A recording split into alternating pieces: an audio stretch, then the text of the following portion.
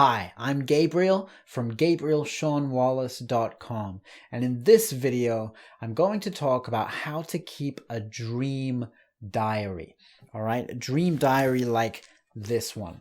Now, I've been keeping dream diaries for many years, since 2009, so now it's 2020, so more than a decade I've been keeping dream diaries, and honestly, I haven't done it every single morning, but I wish I had because it's been one of the most valuable practices that I've developed over the last decade of personal development, right? And the reason is because what you do is you access your unconscious mind. When you record your dreams, you can go back and you can read them, and you can analyze them, and you can search for the symbols, and you can use Jungian psychology to do that. You can use your own personal mythos as a guide in your life, right? You can also even learn how to lucid dream, how to realize within a dream that you're awake. And the reason they're connected is because if you learn how to remember your dreams every night, right? What you're training yourself to do is remember your dreams every night when you record, is pretty soon you start to anticipate remembering them, and you become conscious within your dream, like, oh, I got to write this down. Oh, wait. Oh, I'm dreaming. And then you can kind of control the dream or observe the dream from within, which is a magical experience, by the way, which I might talk about in a future video. But what you do is you keep this diary by your bed, all right?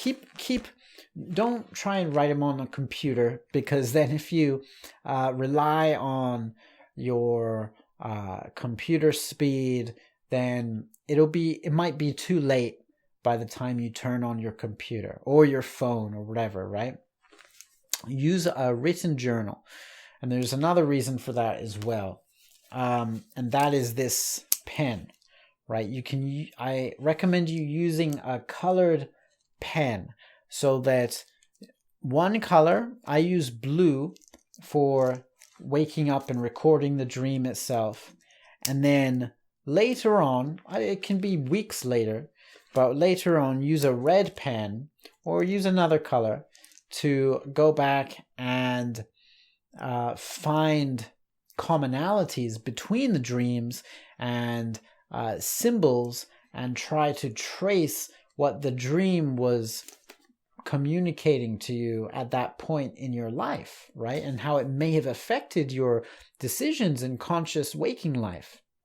So this can be important, and you can also use another color of the pen to draw if you are good at drawing, right? Or to write little notes to yourself. So you can write the content of the dream in blue, and then switch to green or switch to black or whatever for notes to yourself, perhaps about how you feel about that part of the dream. Because there's the content of the dream, but then there's also the feeling about the content of the dream that we have when we wake up, right?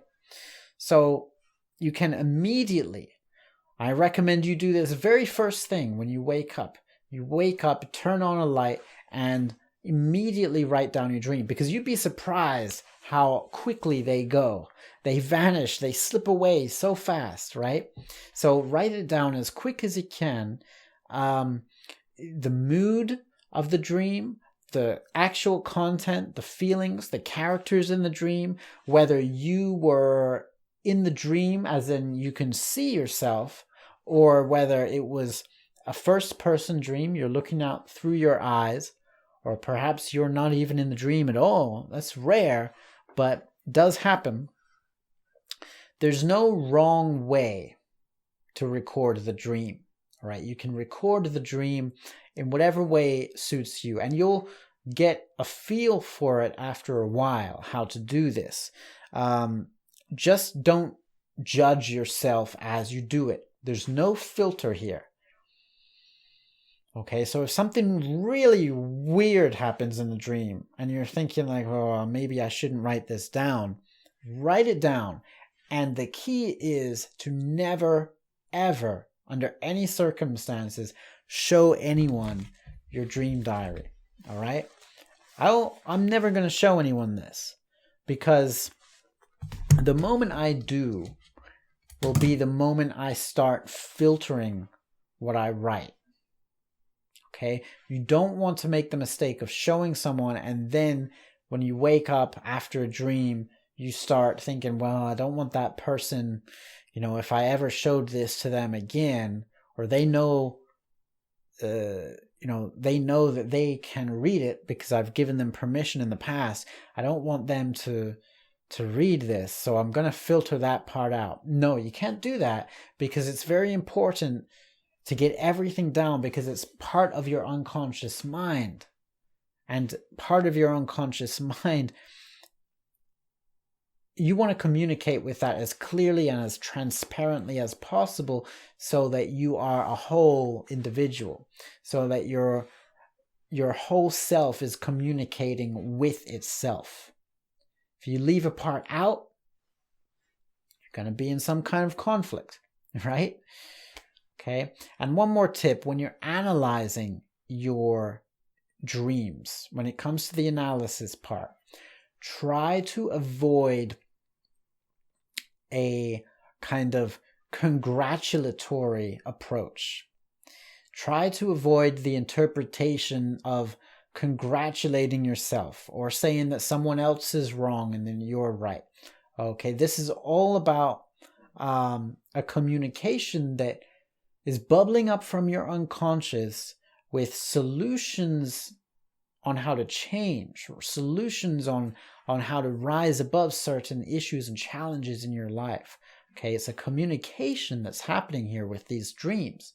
So when you're analyzing yourself, analyze it with that in mind.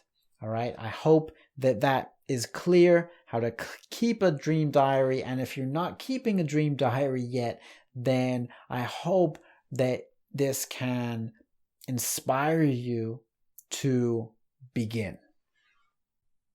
If you found this video helpful, please give it a like and share it on social media so that it can help other people as well. And if you want more videos like this, click that subscribe button and the notification bell so that you know when I post new videos. I also have a podcast called Identity Coaching with Movies, where I use movies as coaching tools for your personal development. You can find my podcast on iTunes, Spotify, YouTube, or directly on my website, GabrielSeanWallace.com. I have a link to my website in the description below, and on it you can read my blog. You can learn more about identity coaching and creativity coaching. And if you're interested in getting one-to-one coaching with me, or you know someone else who is, then you can learn more about it there and contact me via the website. You can also take a look at my creativity course, my 18-hour creativity course that will help you to access your inner creator and skyrocket your creativity and innovation so that you can apply it in any project in your life, including, my friend, the grandest project of them all, yourself. You can find that creativity course on my website or directly in the description below. There's a link. Okay, my friend, keep growing into you.